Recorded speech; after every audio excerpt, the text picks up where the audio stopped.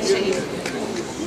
Paprastai tokių ceremonijų, iškilmingų ceremonijų metu apsikeičiama ne tik sutartimis, bet ir dar norima kažką padovanoti brangaus ir svarbaus partneriams.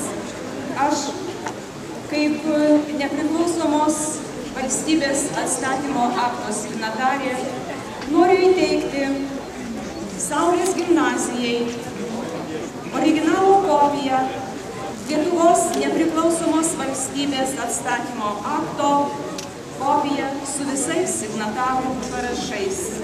Gerbiamas direktoriau, priimkite šitą ženklą kaip pagarbos ženklą mūsų gimnazijai.